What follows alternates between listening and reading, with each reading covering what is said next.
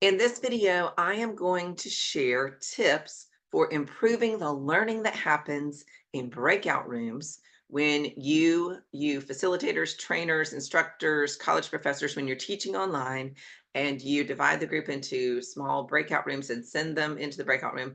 My tips are going to help make the goals and objectives of those breakout rooms more clear and more likely that that learning and experience you want to happen in the breakout rooms, that it will happen. So I'm going to share 8 tips in this video.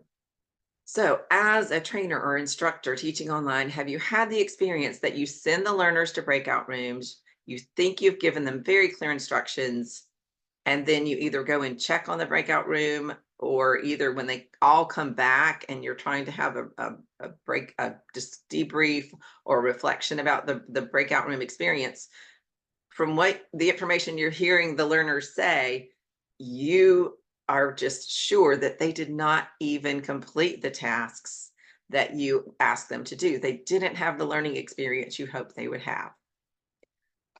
Or have you been a participant? Maybe you're still a trainer, instructor, professor, but you've also attended some online learning events. And then the event that you're attending, you're put into breakout rooms with other people and you're sent to breakout rooms. The instructor has sent you there with some instructions. You get to the breakout room and you think, I don't even know, I'm not real clear what we're supposed to do first, second, and third. What exactly are we accomplishing here? And the other people in the breakout room say the same thing. No, wait, what are we doing? And so you get to the breakout room, you've had this maybe as a personal experience where you've heard this instructor tell you what to do. You get to the breakout room, you're not even sure what to do, and the group that you're with isn't sure either. So I'm guessing you probably had both of these experiences. But today I'm going to offer 8 tips for trainers, facilitators, educators online that will give more likelihood that if you do most of these or some of these, that you're going to improve the learning that happens and improve the learning experience that happens for learners, adult learners in breakout rooms on Zoom. All right, let's get started with my tips. My first tip is specific instructions that include an outcome and a process for completing that outcome. So, number one, make sure you're very clear about the goal of the process. What when they finish in the breakout rooms, what is their outcome supposed to be? And number two, the steps that they need to take to get to that outcome. Those two things are the main things that you want to communicate to the group, but be very clear about that. Next, tip number two, is once you've identified this outcome and the process, you need to convey those instructions to the group in written form and verbally. So the verbal, that's what we often are used to doing, is telling the group what they're going to do and how they're going to do it. Also, I recommend having that in the chat. So you can, this means you need to write it down ahead of time and be very clear with the instructions. And then as you're giving instructions, you will have to have a document where you're cutting or copying rather the instructions and pasting them into the chat. Or if your group is used to working with some type of Word doc or other document for this particular class that you're teaching, those instructions could be in that document that everyone in the class or the group has access to. Um, if you're teaching the series of classes, often you will have some type of other document that the group is working with. If it's a one-time class, you probably don't have that, and you'll need to put the instructions, paste them into the chat. Another alternative is if your group is using some type of messaging app. There's a group, you could have a Facebook group, you could have a WhatsApp group, and then those instructions could be cut and pasted into the group, and then people are online on their computers, hopefully not That's the ideal, when the people are joining your online workshop on a computer. And then they also have their phone with them so they could read the instructions on the phone as they're with their group. So that's another idea for getting those written instructions in a really easy format on the phone through some type of messaging app as well, or it could be on a Padlet. I use Padlet for a lot of my workshops that I teach online, so the instructions could be in the Padlet as well, and people can access that on their phone or check it on the computer. But people, oh, Mural. Sometimes you're working in Mural in breakout rooms. If you don't know what Mural is, you can check that out. It's like a big, awesome whiteboard. Anyway, written instructions and verbal instructions are really helpful, so that people are getting the information in two different ways. Hopefully, one of those ways will resonate with each person. So, number three, when you're giving those instructions, it's helpful if you define roles in the breakout room. So, one thing is one idea is, you're going to go in the breakout room. The first thing you're going to do is decide who's the scribe for the group. So you're telling them their group needs a scribe, and here's the role of the scribe. Decide who that is. Another example, I've got some words here on the back of my card to remind me. Identify who will go first. So sometimes I attend an online event sponsored by Phil Yanoff here in my hometown, and it's online. And he'll say, okay, go into a breakout with, I'm going to put you in a breakout room with three people. Each of you introduce yourself and tell your reason for being here. And the person with the longest hair will go first. So not only has he, he defined the role of who's going to start first. So it's helpful if you define roles and tell the group to make that decision and what the roles are. There's all kinds of different ways to do this, but be very clear about what is that first step? What do they need to do in the process to get started? 4, provide some time guidelines. So let's use Phil's example when he puts people into breakout rooms with 3 people. Let's say he has 4 people for my example. He might say, okay, I'm going to put you into breakout rooms for 10 minutes. And so that means there's 4 people in each room. That's approximately, let's go with 2 minutes per person. When you speak and introduce yourself and tell why you're here, it's approximately 2 minutes per person, plus 2 more minutes to allow for time for you to get to the room and get back, and then time to talk about something else a little bit after everyone introduces themselves.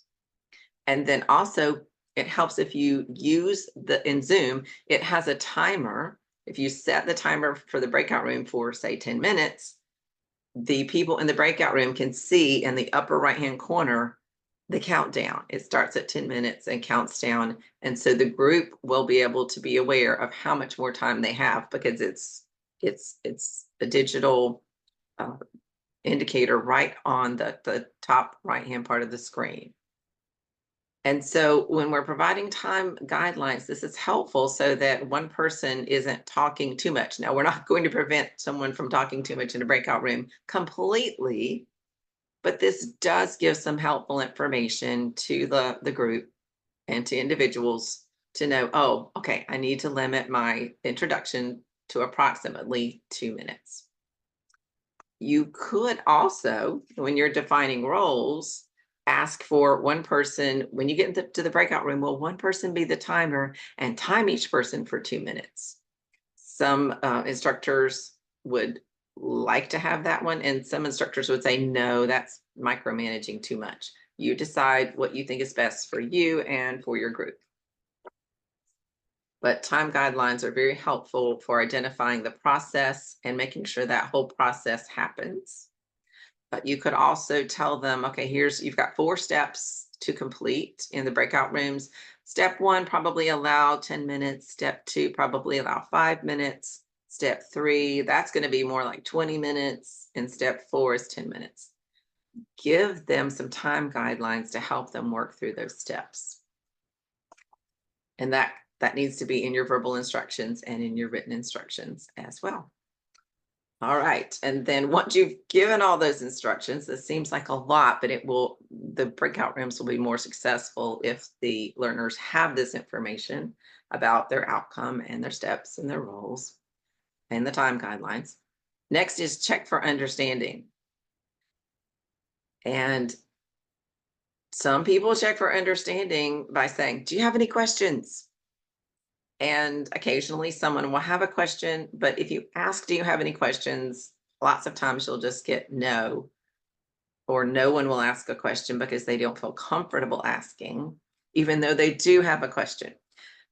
So Sharon Bowman, who is the author of Training from the Back of the Room and the author of um, that's a book, and it's a 2-day workshop, and I'm certified to teach that 2-day workshop. I love her idea in checking for understanding.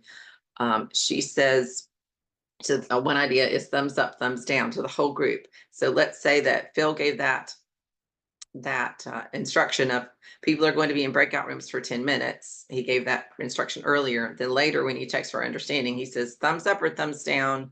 You're going to be in the breakout room for 2 minutes only. 2 thumbs down.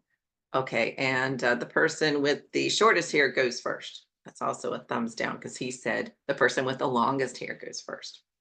So that's a fun way to check for understanding, and it's a way to review. People often need to hear things several times before it will stick in their brains. So if you've said it once verbally, you've put it in writing a second time, then there's just a quick short review activity that is a little bit more involved, having people think about what they're going to do when they get there and to get clear on the instructions.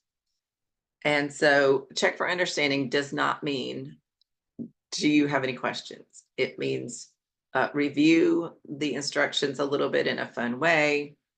Or you can also word this question differently. Instead of, do you have any questions? You can change this to, what questions do you have? What more clarity do you need before we go into breakout rooms? And it's just a little bit of a different way of asking the same question, but it seems to help people feel a little more relaxed to say, what questions do you have? It kind of conveys, I assume you have questions. What are they? So those are some options for checking for understanding before people go into the breakout rooms. And then this is after people come out of the breakout room. So those were 5 tips for making it clear before people go into the breakout rooms. And this is something I keep talking about Phil because I've attended several of his networking events online, which he has a routine and way of doing it. And he does it so nicely, so cleanly. And people who go again to these networking events will be able to predict the pattern that he uses for the event, which is very helpful for people and provides a level of comfort and trust to the people who attend several times. So what Phil does is when we come back from breakout rooms into the main room, there's music playing in the main room. And that is just something kind of fun and gets people transitioning back in an upbeat way because the music is often upbeat. So consider playing music as people are transitioning back from the breakout room into the main room. Just a welcoming thing because some groups will come back a little bit earlier than other groups, sometimes depending on how you have your Zoom settings, and music is a nice intro to coming back together as a larger group. After the breakout room happens and everyone's back in the room, then offer some personal reflection afterwards. What did you gain? What did you learn? What questions do you have now? And you can ask these types of questions for people to respond verbally in front of the whole group, or even better, get everyone involved or give them the option to get involved by saying, what did you gain from the group? Write one thing you gained in the chat. And so people then are focused, everyone in the group is focused on writing something that they learned.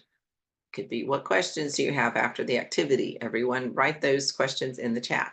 Whatever it is, have some personal reflection time after this breakout room experience. I believe it is was it John Dewey, or was it Drykers or Adler who said, "We don't learn from experience; we learn from reflecting on experience." And my last tip for breakout rooms is, if appropriate, ask people to create and share an action step.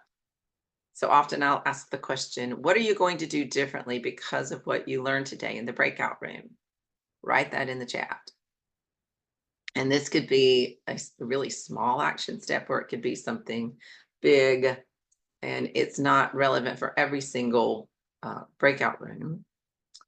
But when you're teaching people online, and it's really an educational event, you're hoping that this education, this new learning, will help people do something differently in the future. That's usually why they're coming to an event, to learn something.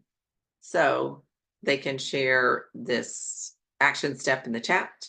They can also share it on a group Padlet, in a group messaging app. But it helps people get more clear on, like, what do they want to do because of what they just experienced.